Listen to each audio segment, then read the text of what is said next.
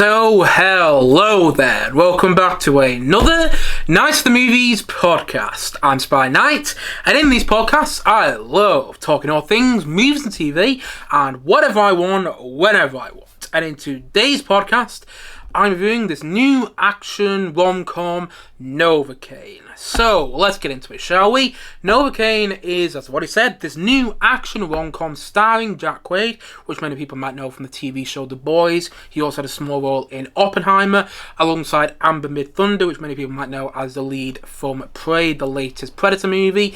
Jacob Batalon, which many people might know as Ned from the latest Spider-Man trilogy, from the Tom Holland Spider-Man trilogy.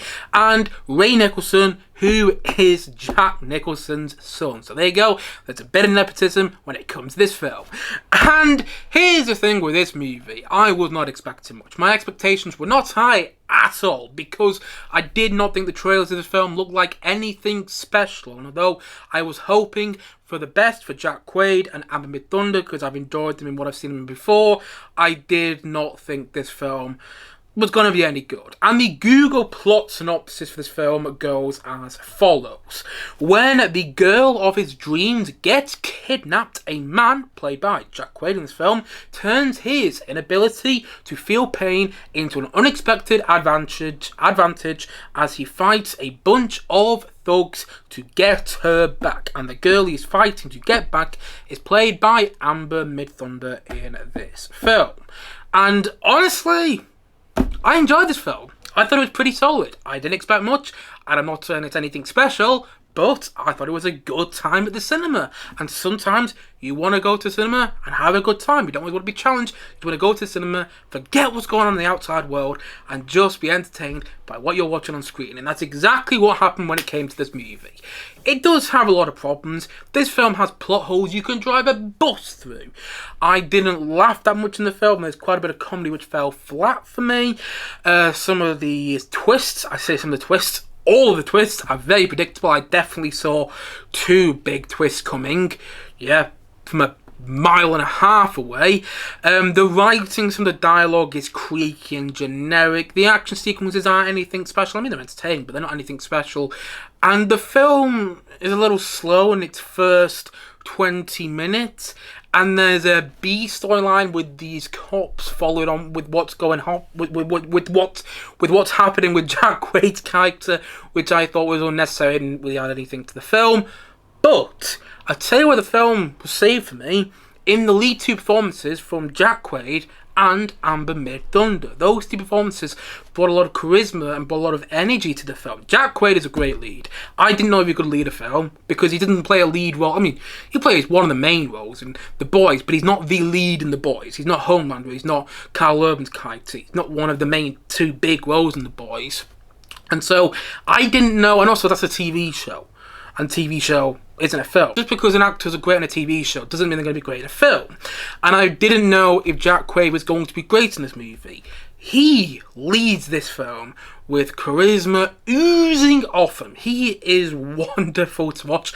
And that is an example of nepotism, which actually worked, because he is the son of Meg Ryan and Dennis Quaid. And I only learned that about a year ago now, and yet I watch him in this film, and I feel like he's a good actor. And sometimes you watch nepotism, you watch nepo babies, you want to use that phrase, you watch actors who come into the business because of nepotism and you don't feel the performances are any good, but actually you watch Jack Quaid in this film, you know what? Yeah, he's a good actor. He deserves to be the lead in this film. He earns that position.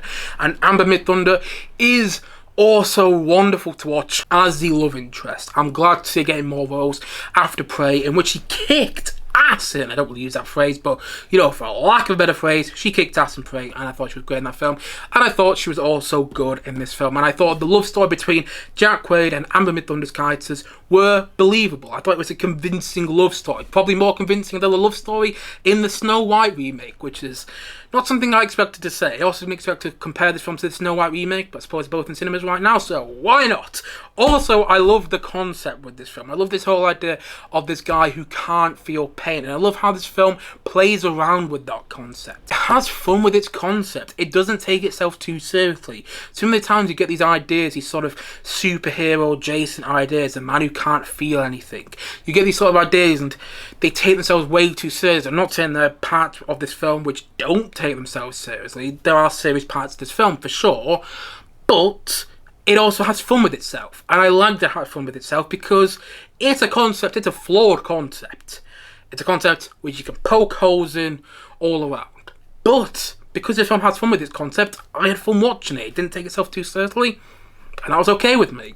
And yeah, the action sequences aren't anything special. They're not groundbreaking. The film itself isn't groundbreaking. I almost said isn't groundbreaking, but it's just enjoyable. It's a good sort of B movie. It's not a film which is going to be remembered in years and years to come. It's not a film that, you know, a cinephiles might consider cinema, but it's a sort of film you'll probably find on Netflix and maybe watch with a group of mates and all have a good time watching after probably the first half an hour, because the first half an hour almost felt like a different movie to the rest of the film. Like the first half an hour felt like a romantic comedy, then after that it picked up into this action movie and it became almost like a completely different film, which didn't really bother me because I still had a good time with the film overall, so I could get past that.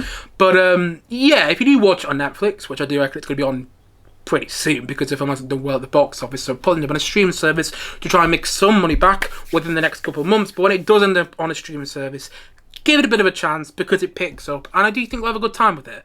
Again, nothing special, but thanks to the concept, which is unique, and because of the way the film has fun with that concept, and also because of the lead two performances and some of the supporting performances as well, like Jacob Batalon is not bad in the film. I will say Ray Nicholson, who is the son of Jack Nicholson, one of the most renowned actors ever, is not great in the film. Ray Nicholson, I thought, was way over the top. The villains were kind of annoying. I mean, I didn't hate watching the villains, but I didn't enjoy watching them either. Sometimes you can watch an actor play a villain, you can enjoy the villain because of the way the actor plays them. Ray Nicholson isn't that good in the film, and I didn't enjoy watching the villain. But again, that's not a big thing. You know, I just had a good time with the film, and I didn't expect to. As I said at the start of the review, I went into this film not with high expectations. And you know what? It exceeded my expectations. Which sounds like faint praise, and perhaps it is. But in the end, sometimes you just want to go to the cinema and have a good time. Be entertained by what you're watching, and, you know, for a film to pass the time and make you smile. And you know what? This film did exactly that. I will probably never watch it again, because I'm afraid if I do watch it again, my liking might decrease. But you know what? It's good fun. And that is good enough for me. And so, all in all, I'm going to say that Novocaine, I'm going to say it's a 7 out of 10. Yeah.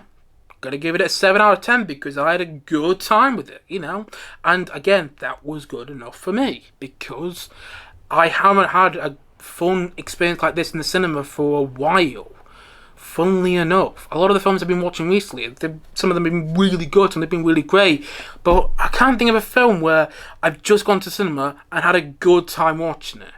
You know? I can't think of a film like that recently.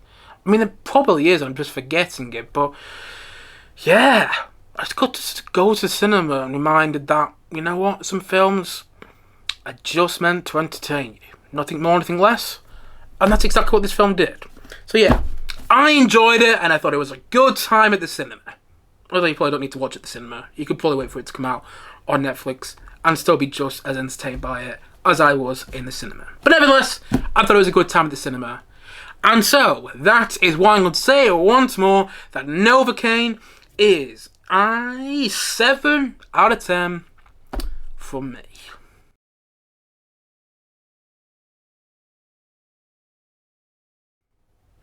Anyway, guys, that's it for today's podcast. If you have seen Novocaine, please let me know your thoughts on it in the comment section below. And as always, thanks for watching or listening to this podcast. And if you haven't yet, please do click down below and like and subscribe on this podcast. I look forward to many more podcasts and many more videos coming very, very soon on this channel. As what I said, thank you as always for watching or listening to this podcast. And I will see you guys again soon. But bye for now. Bye.